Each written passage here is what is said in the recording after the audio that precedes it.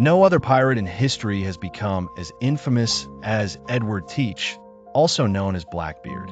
Even though he died over 300 years ago, his legacy still lives on in today's popular culture. But who was the man behind the beard? It's believed that Edward was born around 1680, likely in Bristol, England.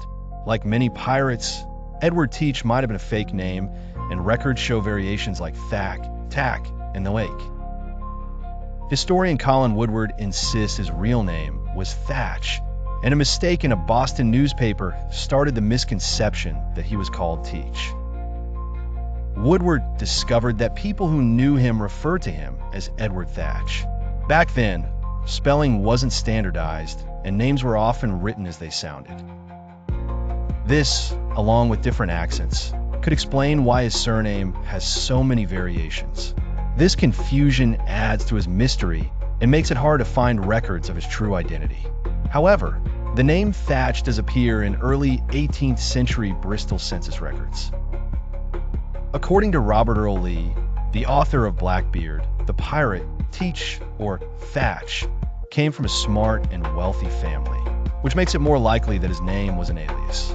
Lee also estimated Blackbeard's birth year, guessing he was between 35 and 40 when he died. Not much is known about Edward's early life, except that he went to sea at a young age. By his early 20s, he was working as a privateer in the West Indies. He might have arrived there on a merchant or slave ship, and by 1706, he was based in Jamaica. Genealogist Bayless Brooks found evidence suggesting Edward might have had family in Jamaica. He discovered records of his father Edward and stepmother Lucretia Theach and his half-siblings in Spanish Town, Jamaica, in 1700. Brooks believes Theach and the Che were interchangeable versions of Teach. A 1739 report mentioned an English visitor meeting members of Blackbeard's family in Jamaica, leading Brooks to conclude that this Edward the Che was the father of the famous pirate. His father Edward was a captain and a respected man who had been married twice before marrying Lucretia.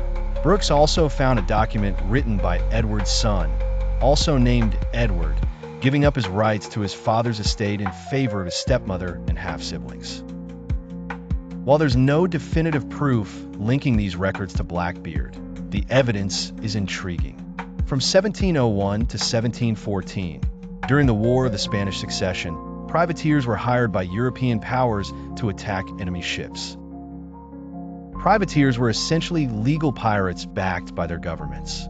After the war ended in 1714, many privateers turned to piracy. Blackbeard was one of them. He first emerged as a full-fledged pirate under Benjamin Hornigold, a former privateer who taught him the ways of piracy. In 1715, a Spanish treasure fleet wrecked off Florida's coast, attracting many sailors to the area. Hornigold saw potential in Edward and soon made him a captain, giving him his own ship and crew. In 1717, they sailed the Caribbean, plundering ships. During this time, they met Stede Bonnet, the gentleman pirate, a plantation owner from Barbados. Bonnet's crew was unhappy with his leadership, so Blackbeard took control of his ship, the Revenge, for a while. Near Martinique, they captured a French slave ship, La Concorde, which became Hornigold's biggest prize. He gave the ship to Blackbeard, and it became almost as famous as Blackbeard himself. La Concorde was a slave ship heading to the Americas from Africa. Its size and speed made it ideal for piracy. On its final voyage, it carried 516 enslaved people, but 61 died during the journey. The ship was intercepted by Blackbeard and Hornigold near Martinique. After a brief fight, the French captain surrendered. Blackbeard took the ship to Bequia, where some crew members joined him. He kept 10 French sailors, including surgeons and carpenters, and gave the rest a smaller ship to transport the enslaved Africans. Blackbeard renamed La Concorde the Queen Anne's Revenge, possibly to show loyalty to the House of Stuart. Soon after, Blackbeard and Hornigold parted ways, with Hornigold accepting a royal pardon and Blackbeard continuing his piracy. By early 1718, Blackbeard had a crew of 300 to 400 men and had developed his iconic look, long black hair and a beard tied with ribbons. He was known for lighting fuses in his hair during attacks, creating a terrifying image. His flag, featuring a skeleton with horns and an hourglass, warned victims that their time was running out. However, this design was only linked to Blackbeard much later, so its accuracy is uncertain. Despite his fearsome reputation, Blackbeard rarely used violence, relying instead on intimidation to capture ships. In May 1718, Blackbeard blockaded Charleston, South Carolina, for nearly a week, seizing ships and holding hostages. Surprisingly, his ransom demand wasn't for gold or jewels, but for a chest of medicine. After receiving the medicine, he released the hostages and sailed north. Later that year, the Queen Anne's Revenge and another ship, the Adventure, ran aground in North Carolina. Blackbeard abandoned the ships, taking a smaller crew and the most valuable loot. He then went to Bath, North Carolina, where Governor Charles Eden granted him a pardon. Blackbeard married a local woman and settled on Ocracoke Island, but his peaceful life didn't last long. Soon, Blackbeard was back at sea, claiming to have found a deserted ship.